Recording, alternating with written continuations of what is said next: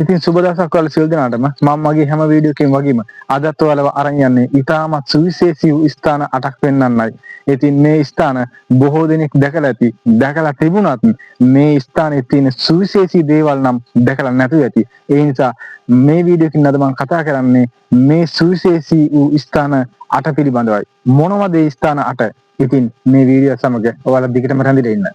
ඉතින් මම අද ඔයාලට පෙන්වන්න හදන්නේ අනුරාධපුර පූජනීය ආටම ස්ථානය පිළිබඳව. ඉතින් මේ මම ඉන්නේ ඉන් එකක් වූ ලෝවා මහපාය ළඟයි. ඉතින් අපි ලෝවා මහපාය ඇතුළුව ඊතුරු පූජනීය ස්ථාන 7ම අද මම මේ වීඩියෝ එකෙන් ඔයාලට අරගෙන එනවා. ඉතින් ඔයාලා දිගටම රැඳිලා ඉන්න මේ පූජනීය ආටම ස්ථානය පිළිබඳ නැරඹීම සඳහා.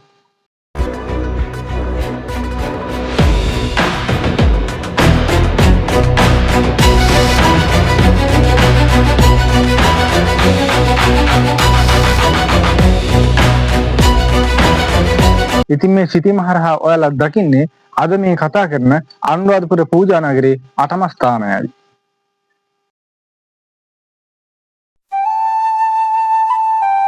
මිහිඳු මහරහතන් වහන්සේගේ ලක්දෙරණට වැඩමවීමත් සමග මෙරට ඇති වූ ශාසනික පුනරුදයේ සජීවී සාක්ෂිකරුවා වන්නේ ජයශ්‍රී මහා බෝධීන් වහන්සේයි.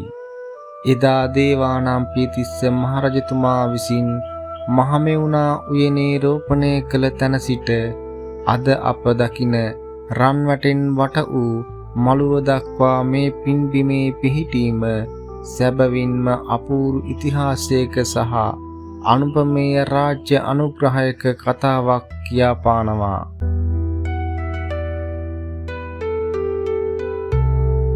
අද වන විට බෝධීන් වහන්සේ වැඩ සිටින්නේ පොළොව මට්ටමේ සිට අඩි 20කට වඩා උසින් විශේෂයෙන්ම පස්පුරවා සකස් කරන ලද හතරැස් උඩමළුවක් තුලයි.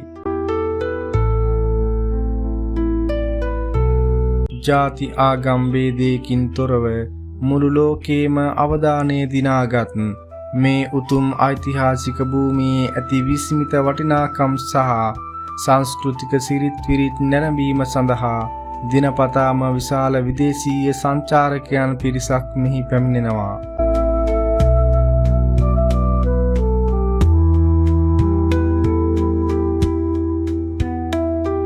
එමෙන්ම ඔබ මේ දකින්නේ පහළ වැලි මළුවේ පසක පිහිටා ඇති වෘක්ෂයකි.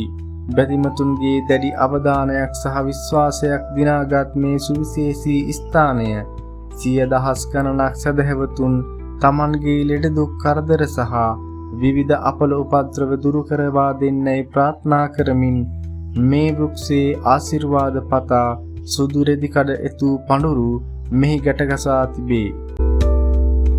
තමන්ගේ ජීවිතයේ විවිධ බලාපොරොත්තු සහ ප්‍රාර්ථනාවන් ඉටු වූ පසු සදහැවතුන් මහත් ගෞරවයෙන් පැමිණ ජයශ්‍රී මහා බෝධීන් වහන්සේ වෙනුවෙන් බාරහාර ඔප්පු කරන විශේෂිත පූජා ස්ථානයක්ද මෙහි පිහිටා තිබේ.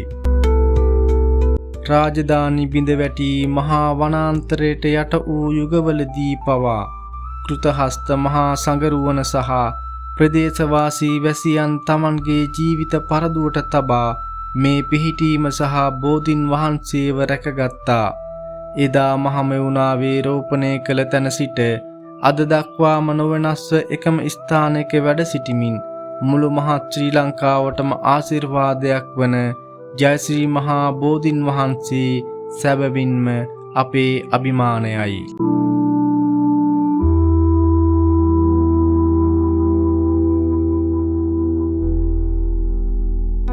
මහා වංශයට අනුව මුල් යුගයේදී මෙම ගොඩනැගිල්ල මහල් නවයකින් යුක්ත විය. මෙහි දිග සහ පළල අඩි 200ක් පමණ වූ අතර උස අඩි 150ක් පමණ වූ බව සඳහන් වෙනවා. මෙහි කාමර 900ක් තිබූ අතර භික්ෂුන් වහන්සේලාගේ ධ්‍යාන මට්ටම් අනුව විවිධ මහල් වෙන් කර තිබුණි. පහළ මහල් සාමාන්‍ය භික්ෂූන්ටත් ඉහළ මහල් රහතන් වහන්සේලාටත් වෙන් විය. මධ්‍යයේ රත්තරන් සහ මණික් වලින් අලංකාර කළ විශාල මණ්ඩපයක්ද පැවතුණි. ඉතිහාසයේදී ගින්නෙන් මෙන්ම මහසෙන් රජුගේ කාලයේදී සහ මුලින්ම කඩා බිඳ දැමීමෙන් කිහිප වරක්ම විනාශ වූ ලෝවා මහාපාය වරින් වර මහල් 7ක් සහ 5ක් දක්වා කුඩා කරමින් විවිධ රජවරුන් විසින් ප්‍රතිසංස්කරණය කරනු ලැබුවා. වර්තමානයේ අප දකින මේ ගල් කුළුණු පෙළ ඉතිරි වී ඇත්තේ පොළොන්නරු යුගයේදී එනම් පළවන පරාක්‍රම බාහු රජතුමා විසින් සිදු කළ අවසන් මහා ඓතිහාසික ප්‍රතිසංස්කරණයේ ප්‍රතිඵලයක් වශයෙනි. ලාංකේය බෞද්ධ ජනතාවගේ මුදුන් මල්කඩ බඳු වූ ස්වර්ණමාලී මහා චෛත්‍ය රාජානන් වහන්සේ අභියසටයි අප දැන් පියනගන්නේ. ක්‍රිස්තු පූර්ව දෙවන සියවසේදී දුටුගැමුණු මහරජතුමා විසින් ඉදිකරන ලද මෙම මහා ස්තූපය ලෝකයේ දැනට පවතින පැරණිතම සහ විශාලතම ස්මාරකයන්ගෙන් එකක් ලෙස සැලකෙනවා. සුවඳ ඇති පිච්ච මල්, නෙළුම් මල් සහ සේපාලිකා මල් වලින් අලංකාර ලෙස සැරසූ පූජාසනයේ මත වැඩ සිටින මේ බුද්ධ ප්‍රතිමා වහන්සේලා දෙස බලන විට සිතට දැනෙන්නේ වචනයෙන් විස්තර කළ නොහැකි නිස්කලංක බවකි. මහා සෑයේ තැන්පත් කර ඇති ද්‍රෝණයක් සර්වඥ ධාතුන් වහන්සේලාගේ ප්‍රාතිහාර්යයන් මේ මල් පූජාවන් සමගින් සිහිපත් කෙරෙනවා.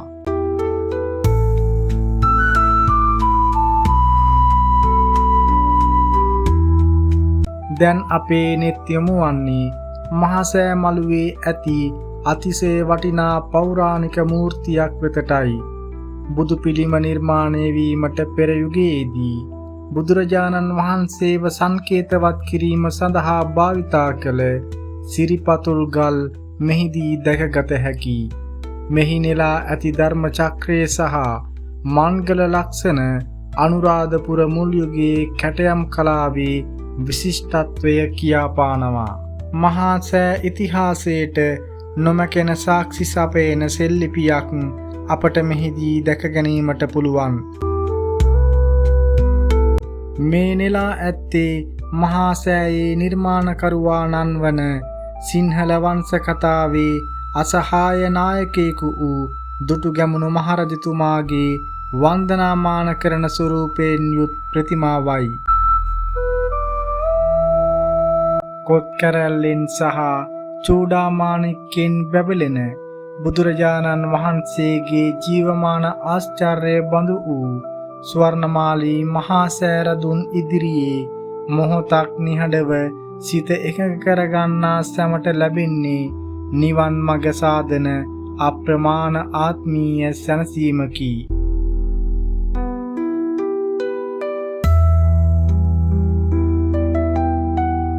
අපි දැන් පියනගන්නේ ලක්දිව බෞද්ධ ශාසනයේ සජීවී ආරම්භයේ සඳහන් කළ උතුම් පින්බිමකටයි. මේ ඔබ සිටින්නේ අනුරාධපුර මහමෙවුනා උයනේ පිහිටි ඓතිහාසික ථූපාරාම මහා සෑරදුන් අභියසයි. මිහිඳු මහරහතන් වහන්සේගේ ලංකා ගමනෙන් පසු දේවානම්පියතිස්ස මහරජතුමා විසින් ක්‍රිස්තු පූර්ව 3 වන සියවසේදී මෙය ඉදිකරනු ලැබුවා. ශ්‍රී ලංකාවේ ඉදි වූ ප්‍රථම ඓතිහාසික ස්තූපය වන්නේද මෙම උතුම් ථූපාරාම සෑරදුන් වන අතර බුදුන් වහන්සේගේ දකුණු අකුධාතුව මෙහි නිදන් කර තිබීම මෙහි ඇති සුවිශේෂීම ආගමික වටිනාකමයි. ඔබ මේ දකින්න දර්ශන වලින් පෙනෙන පරිදි සෑමලුවට ඇතුළු වන තැන සිටම අපව අතීත ශ්‍රී විභූතියකට රැගෙන යනවා. ස්තූපය වටා ශක්තිමත්ව නැගී සිටින මේ අලංකාර කළුගල් කුළුණු නිකම්ම ඉතිරි වූ ඒවා නොවේයි. අතීතයේදී මේ මහා සෑය වටා වටදාගයක් හෙවත් ස්තූපය ආවරණය කරමින් වහලක් සහිත මන්දිරයක් ඉදිකර තිබුණු කළුගල් කුළුණුයි. ක්‍රිස්තු වර්ෂ 7 වන සියවසේදී වසඹ රජතුමා විසින් ආරම්භ කර පසුව අග්‍රබෝධි රජතුමා විසින් සම්පූර්ණය කළ මේ වටදාගය දරා සිටියේ මෙන්න මේ සුවිශේෂී ගල් කුළුණුයි. වැලි මළුවේ කෙළවරක පිහිටා ඇති මේ කුඩා ස්තූපය හඳුන්වන්නේ පදලාංජන චෛත්‍ය නමිනි. ගෞතම බුදුරජාණන් වහන්සේ තෙවන වර ලංකාවට වැඩම කළ අවස්ථාවේදී සුළු මොහොතක් නිරෝධ සමාපත්තියෙන් වැඩ සිටියා.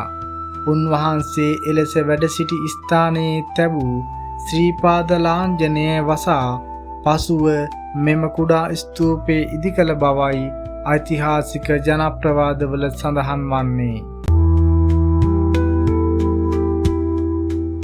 ථූපාරාම සෑමලුවේ ඇති මේ සුවිශේෂී ගොඩනැගිල්ල අද පිළිමගයක් ලෙස හැඳින්වුවත් ඉතිහාසයේ මේ පිළිබඳ අපූර්ව මතයක් තිබෙනවා. අනුරාධපුර ඇතුළු නුවර සැබෑ දළදා මාලිගාව වෙනම පිහිටා තිබුණත් මෙහි ඇති සුවිශේෂී ගෘහ නිර්මාණ ශිල්පය නිසා මෙයත් කලක් දළදා මාලිගාවක් දෝ කියා අනුමාන කර තිබෙනවා. අද අපට දකින්නට ලැබෙන්නේ එහි ඉතිරි වූ ගල් උළුවහු කුළුණු සහ සමාධි බුද්ධ ප්‍රතිමාව පමණක් වුවත් මේ පූජනීය නටබුන් පෙළ අතීත හෙළ වංශ කතාවේ තවත් එක් නොවිසඳුණු ඓතිහාසික රහසක් අපට සිහිපත් කර දෙනවා.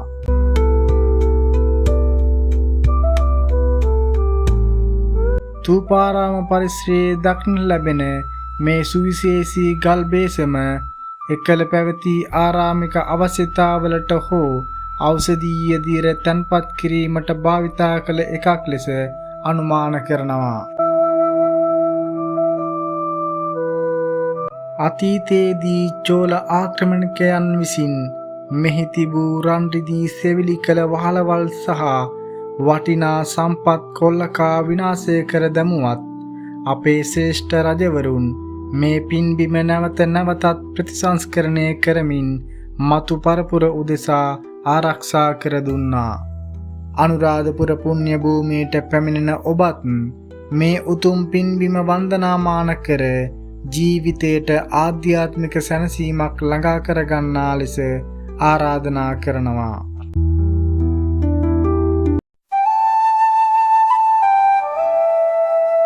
අපි දැන් පිය නගන්නේ ලෝක ඉතිහාසයේ මිනිසා විසින් ගඩොලින් නිමවන ලද විශාලතම ස්මාරකය මෙන්ම පුරාණ ලෝකයේ මහා පිරමීඩවලට පමණක් දෙවෙනි වූ දැවැන්තම ව්‍යුහය අභීසටයි.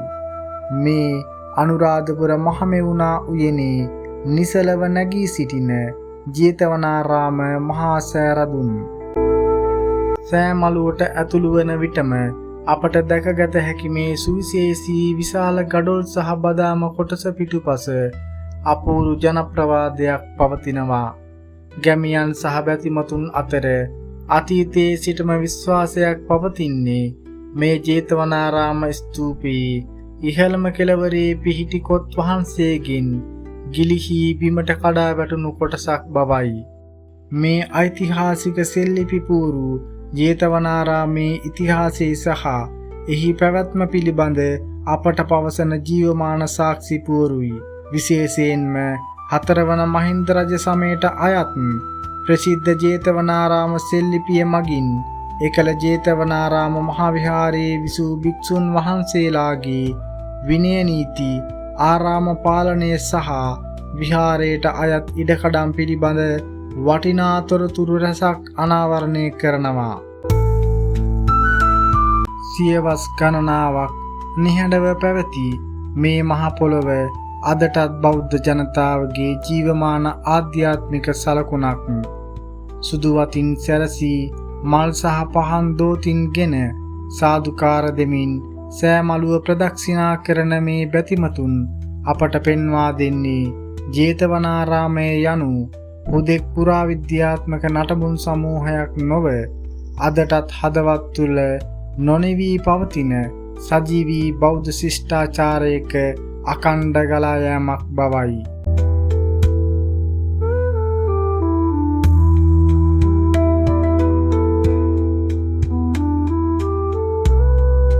ඊළඟට අපේ අවධානය යොමු වන්නේ අසිරිමත් අබේගිරි මහා සෑ පරිසරයටයි.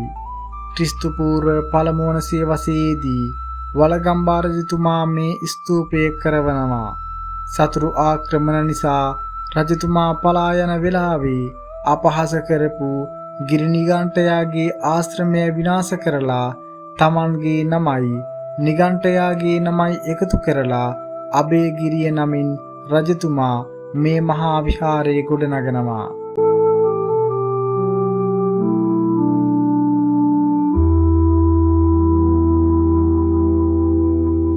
දැන් ඔබ මේ දකින්නේ අබේගිරි මහා ස්තූපයේ පාදමට ශක්තියක් වූ පේසාවලලු දර්ශනයයි. ස්තූප ව්‍යුහය ආරක්ෂා කරන මේ පේසාවලලු අතීත හෙළ ඉංජිනේරු තාක්ෂණයේ අපූර්වත්වය කියාපානවා.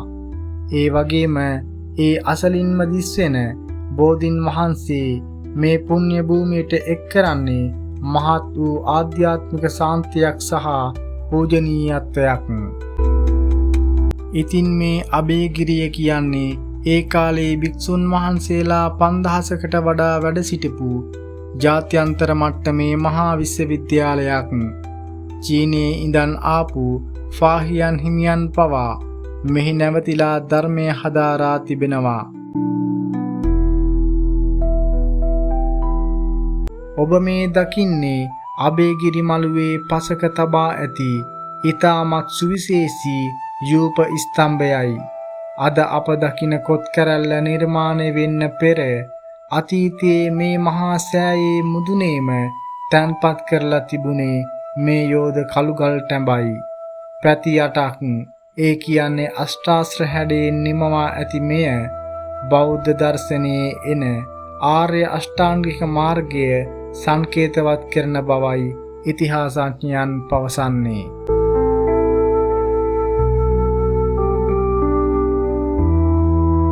මේ සෑ මළුවේ තනින් තන දිස්වෙන කැටයම් සහිත මේ ගල්කණු වගේම මල් ආසන අතීත හෙළ වඩුවන්ගේ ශිල්පීය ඥානය වගේම එදා පැවති උදාර පූජා විධික්‍රම අපට මනාව කියාපානවා. එමෙන්ම පඩිපෙළ දෙපැත්තේ සෞභාග්‍ය සහ ආරක්ෂාව සංකේතවත් කරමින් නෙරා ඇති සංඝ හා පද්ම මුරගල් අසල අදටත් ප්‍රතිමතුන් මහත් වූ භක්තියකින් පුද පූජාවන් වගේම බාරහාර ආදිය පවත්වනවා.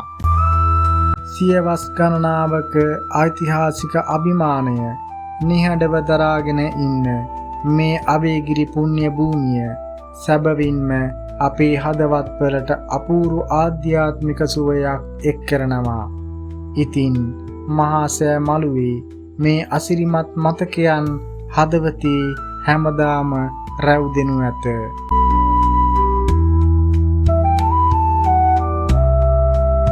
මේ ඔබ දකින්නේ ඓතිහාසික ලංකාරාම විහාර පරිසරයයි.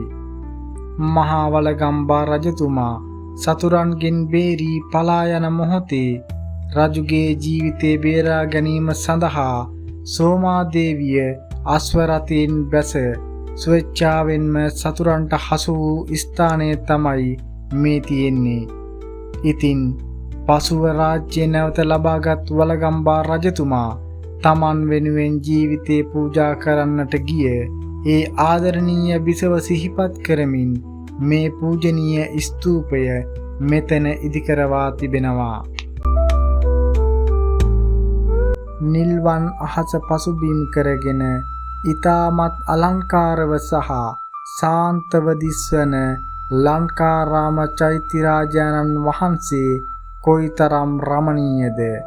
බැලූ බැල්මට කුඩා ප්‍රමාණයේ ස්තූපයක් ලෙස පෙනුනත් මෙහි වටපිටාව දෙස බලන විට ඔබට විශේෂ යමක් ඇස ගැටෙනවා නියතයි. ඒ තමයි චෛත්‍ය වටා ශේෂ වී ඇති මේ අලංකාර කළුගල් කුළුණු පෙළ. ඉතිහාසයේ සාක්ෂිවලට අනුව ලංකාරාමය කියන්නේ අතීතයේ සුවිශේෂී වටදාගයක් හෙවත් ධූපගරයක් සහිතව නිමවා තිබූ සෑ රජාණන් වහන්සේ නමක්. එදා මේ ස්තූපයේ වටා වටකුරු හැඩයට දැවෙන් නිම කළ වහලක් තිබී ඇති අතර ඒ දැවැන්ත වහල දරා සිටීම සඳහා තමයි මේ වගේ කැටයම් සහිත අලංකාර ගල් කුළුණු පේලි තියෙන්නට ඇත්තේ. ඉතින් සියවස් ගණනාවක ශ්‍රී විභූතිය විදහා පාන මේ ශක්තිමත් ගල් කුළුණු සහ නටබුන් එදා හෙළ බෞද්ධ ශිෂ්ටාචාරයේ තිබූ උදාරත්වය අපට මනාව මතක් කර දෙනවා. ඉතින් ලංකාරාම පුණ්‍ය භූමියේ මේ අසිරිමත් මතකයන් හිතේ තබාගෙන අපි දැන් පියනගන්නේ අපේ වීඩියෝවේ ඊළඟට නරඹන්න තියෙන තවත් සුවිශේෂීම ස්ථානයකටයි.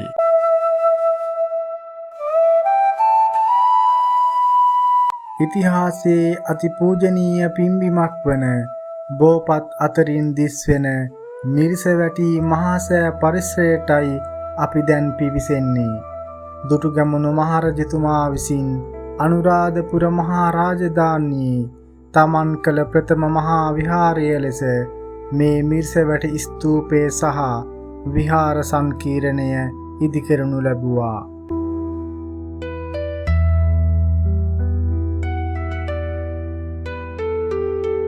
සුදු පැහැයෙන් බැබලෙන මේ මිරිසවැටි සෑගර්භයේ ඉදිරිපිට බුද්ධ ප්‍රතිමා වහන්සේ වන්දනා කරන බැතිමතුන්ගෙන් මේ මුළු සෑ මළුවටම ගෙන එන්නේ සිත නිවාලන අපූරු ආධ්‍යාත්මික සුවයක්.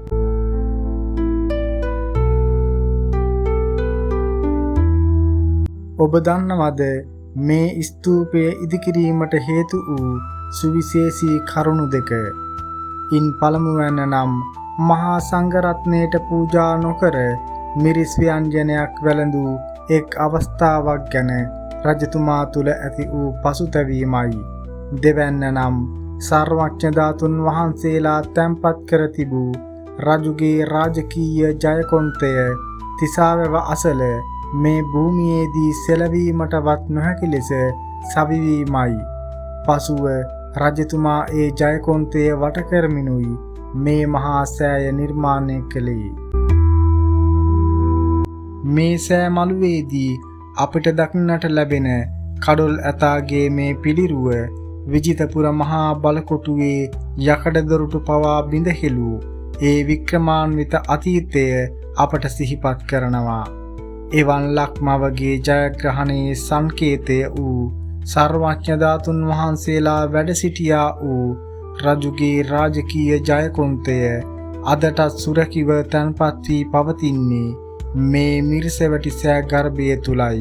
ඉතින් මේ දර්ශනය වන්නේ ලක්මව එක්සේසත් කළ අපේ අසහාය දුර්ගැමුණු මහරජතුමාගේ ශ්‍රේෂ්ඨ හිටි පිළිරුවයි. මේ මිරිසවැටි සෑ රජාණන් දෙස රජතුමා අදටත් මහත් වූ භක්තියකින් බලා සිටින අයුරුයි මේ පිළිරුවෙන් මූර්තිමත් වන්නේ. අනුරාධපුර අතිපූජනීය අටමස්ථානය පිළිබඳ අප රැගෙන ආ මේ සුවිශේෂී වීඩියෝ මාලාව මිරිසවැටි මහා සෑ රජුන්ගෙන් නිමාවට පත් කරනවා. ඉතින් ලබන සතියේදීත් ඔබ මීට කලින් කවදාවත් දැකලා නැති ඉතාමත් අපූරු අද්භූත ස්ථානයක තොරතුරු රැගත් අලුත්ම වීඩියෝ එකකින් අපි නැවත හමුවෙමු. ඒ සුවිශේෂී වීඩියෝව මග නොහැර බලන්න දැන්ම අපේ channel එක subscribe කරලා තබා ගන්න. ඔබ සැමට තෙරුවන් සරණයි.